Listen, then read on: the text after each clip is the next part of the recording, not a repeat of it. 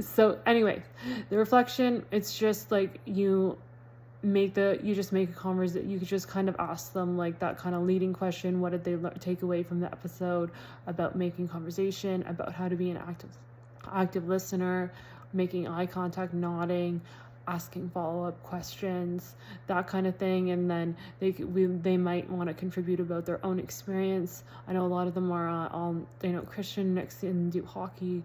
Easton does jiu-jitsu, so you kind of ask them like, how did you make friends at those new clubs? We've talked about how, and they touch a little bit on giving compliments at the start of the episode, and we talked about how that's a good way to make friends, but it's not the only thing we rely on. We also are curious about other people and their personalities and what they're into and that kind of thing. So that's how we do our morning reflection. It sounds complicated. It's really not. It's just watching an episode of Arthur and making a word web. After that, we do our social skills spinner. You'll see it on the next slide. So whoever is the clicker will click it, and then the directions just come up and they kind of just role play out the scenarios, just practice. If they're getting really silly with it, you can just shut it down. But they do really like it.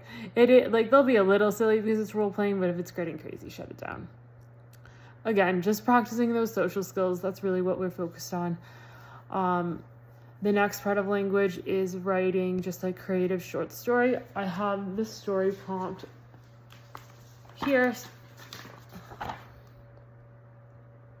So I didn't make enough for everyone. They can just kind of share them at their kind of groups of their desks, and they can use their journals to write their story in. So it has the prompts.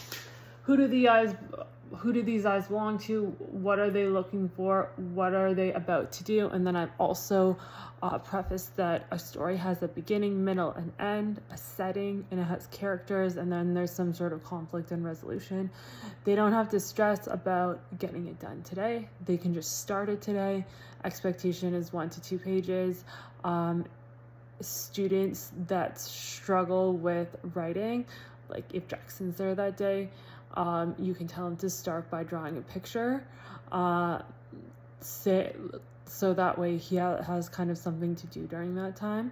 Or you can ask any of them that maybe Case and Landon, Colt, you say just start by drawing a picture, just so they kind of gets the kind of creative juices rolling, and then we can work on writing later. You might not even get time to do it if the word web and stuff goes long. You might just introduce it, and they might just kind of start thinking about it, and that's totally fine too. After that, you have breaks, so they start getting ready, or just like a little bit before 11, and then they go out at 11:05, so they get their stuff on, they know where to line up. They can't go before the bell goes just because there's no duty teacher out. They'll try to, they think they can go. They can't. They just have to wait. You don't have any duties first break, and then whenever they come back, they're gonna do math. There's some slides that you're just gonna read through. Like, you can just put up the slides. You can either read through them, or you can ask, can I have a reader? And then you'll just go through the slides. Sometimes I assign them slides to hand in on their Chromebooks. They're not going to do that today. It's just reading through them together. And then they have a worksheet that looks like this. They're working on coordinates. I'm going to leave the PDF, send you the PDF as well. I'll open it on my computer on the little Chromebook that I have if you want to use that. Either or, it doesn't matter. I just go through the whole worksheet with them all together. It's like, I'll just ask who can answer this, and we'll put down the answer, and I'll say copy it down. There's a lot of lower students, so it's easier just to do it that way. And then once they've gotten through, there's a front and then there's a back side. You can move on to social studies. They may ask about having a neighbor check-in break.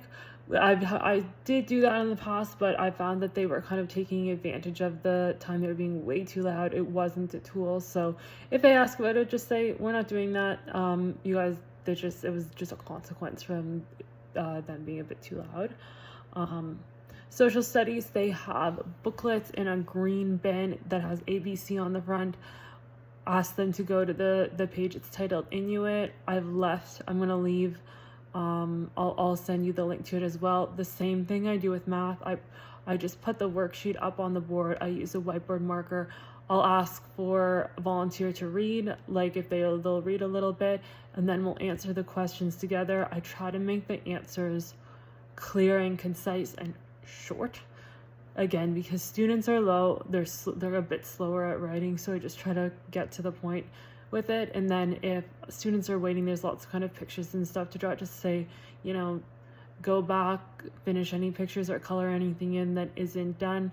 I tell them if they add that extra effort in, that's the difference between a B or a B plus or an A or an A plus. Before you do the worksheets, or the worksheets, there's a heritage minute that I've put on, so that's just to introduce the topic. You can work through that, and then they get ready for a recess around 1:20, and then they leave at 1:25, and then you have nutrition break duty at 1:45 to 2:05 in rooms 108, 109, 110, and 111. Those rooms are right in the exact same hall as our room. You're just going to walk out the door and turn to the right, and you just circulate through those 4 rooms.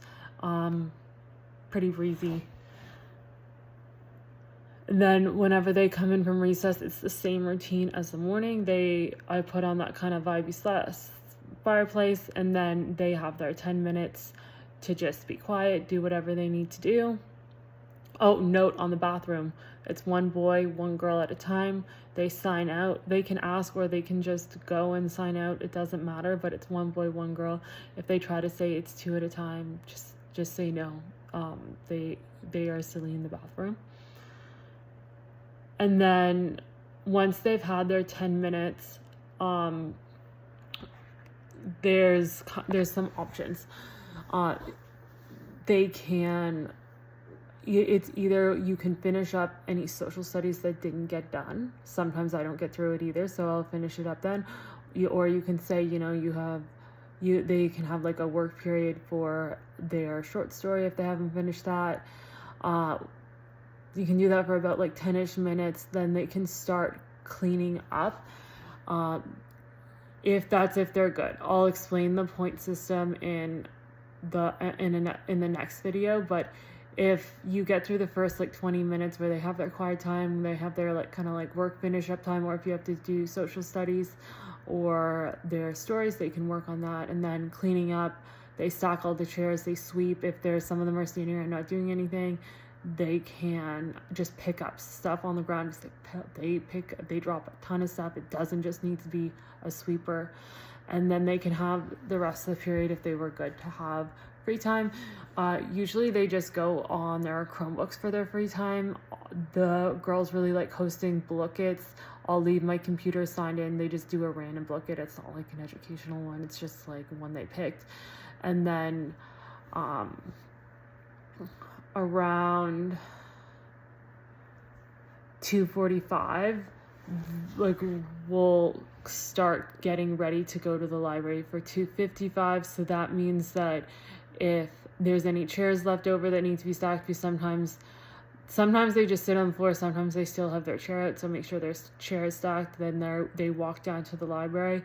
Chromebooks are closed when you're walking. They're walking behind you, and they know to be quiet. And then whenever they get there, your role as a teacher is just to help with behavior. And then at the end, just make sure that they get a book out, so that way they have a book for silent reading, and they help stack the chairs. Then we come back. Bus helpers leave at 3:35. They'll know to bring their stuff. I put a note in there for them to bring their stuff. Easton leaves for jujitsu, so he brings his stuff down too. And then Sophie at P goes to the office because she leaves on the town bus with her brother Jaden. So they'll have to bring their backpacks with them, and then just ask students to help you bring down any of the Chromebooks that are left over. Come back and then at that point you just tell them, get your coat on, get your backpack on, everything to go zipped up. And then if there's time left over, they come back, they sit on their desk, and we have a respect stick. It's on the sideboard, and it's just a stick, and they know if you're holding the respect stick, that's the person that gets to talk. And they say their rose, their favorite part of the day, your thorns, that's like your yucky part of the day. They don't have to have a thorn. And then bud is something they're looking forward to. And then they just pass it to the next kid. Sometimes they pretend to shoot each other with a stick. They say it's with kindness and respect. I let it slide because they're like, it's with kindness, it's with respect. That's only if there's time left. Sometimes we get back from the library and it's just get your stuff on and go. But they can't go to the very ending, like to 3:45. So, and I find that if they're outside with their backpacks on and you're trying to keep them lined up and you're just waiting, like they just kind of all scramble. So I just keep them in the room sitting on their desk until the bell rings. So that'll be that for the day. And then I'm just going to make one more video just on our behavior system.